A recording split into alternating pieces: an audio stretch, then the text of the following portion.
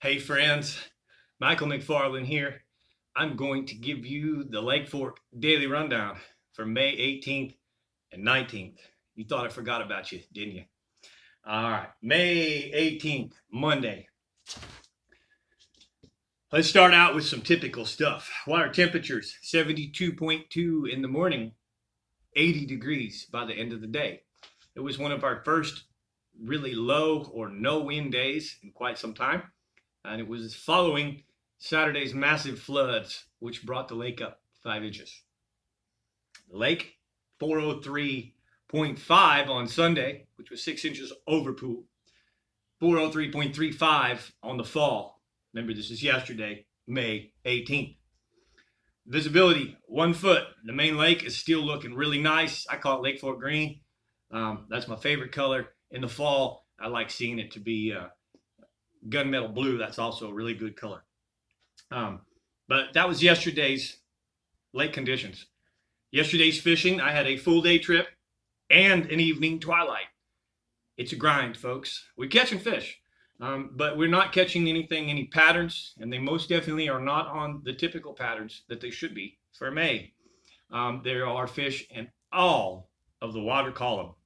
1 foot, 5 foot, 12 foot, 20 foot. They are everywhere and they're scattered. We're heating up. These heat parameters, the hotter it gets, the more it will push those bait out of the shallow waters. The shad spawn will finish up and that'll start pulling things offshore, which really is coming together. Let's bring us to today. Today, we're going to start with lake level. The lake level has stabilized. They closed the gates. The lake is sitting at 403.26. That's the first good news. Second, water temperature parameter, 74.3 to 79.6 today. We had an eastern wind again, and it looks like we're going to have still some more eastern winds this week and some more rain potentially at the end of the week. This May is reminding me more of March winds, March and April winds with still cold fronts, late cold fronts, not really normal. Today, water visibility still hasn't really changed, even though we got all that rain over the weekend.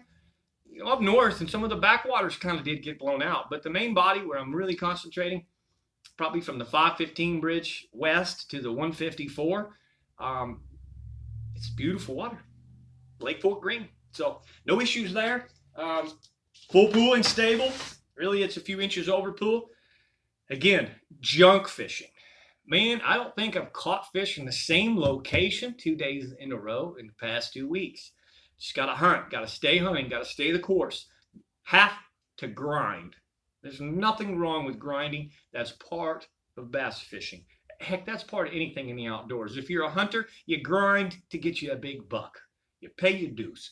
So that's what we're doing. We're enjoying it. We're learning a lot. But again, we are throwing everything from starting out in the morning with a Vixen topwater, a Sandtone swim jig, to 20 foot of water with a football jig, Sandtone 3/4 ounce football jig. Today started throwing some Texas rig, big worms, the 10-inch power worm in plum. If there were a couple of baits right now in particular that are my saving grace, not catching big fish on it, but catching good ones, cookie cutters and some smaller, what I call Lake Fork specials, 4 or 5 pounders. There would be 2 baits in the arsenal that I'm throwing right now that are pretty important. And I recommend that maybe you try those. Number 1 came from a good friend of mine, Mr. Joe Coker. Thanks, Joe, because this has saved my butt. It's just a little Texas rig, 4-aught offset shank hook, 15-pound fluorocarbon, and a Strike King cutter worm. Okay? Strike King cutter worm. Watermelon, red. No brainer. Fishing in 10 to 12 feet of water on points, brush piles, even throwing it in some of the areas where there's some shad spawn, shad flickers. Maybe the shad spawn's happening, but I'm not able to catch the bass on the top water or the swim jig. So we go to the Texas rig cutter worm, and that saved our butt quite a few times in the past few weeks. The other bait that is probably my first choice over the cutter worm, and the reason is it will still catch big fish.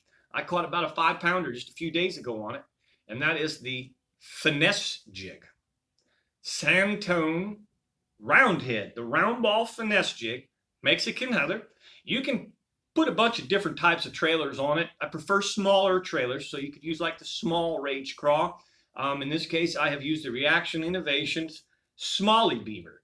But this is a downsized version. When the fish are finicky, believe me, a real big bass will eat that. Now this is sand tone, so this is made with a big extra heavy duty hook. It can handle those big bass, and they're not going to straighten out that hook like they would in most finesse jigs. So this would be my first choice just because it does catch big fish as well. The cutter worm, awesome, very dependable. I don't want to say that it won't catch a big one, but jigs and pigs go along. Anyways, that's the rundown, folks. I have a full week, exception of a couple cancellations. Last minute cancellations are still happening.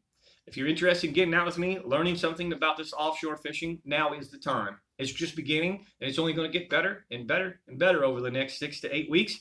Hotter it gets, if we see that water temperature rise into the 80s, in the mid 80s, the worm bite will really begin to be in play.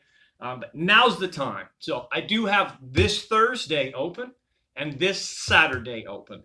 Anybody's interested, if you watching are interested in going fishing with McFarland Fishing and the Lake Fork Guide, hit me up, private message me, and we'll see if we can get you on the books. Anyways, thank you so much for watching. I'm Michael McFarland, the Lake Fork Guide, giving you the Lake Fork Daily Rundown.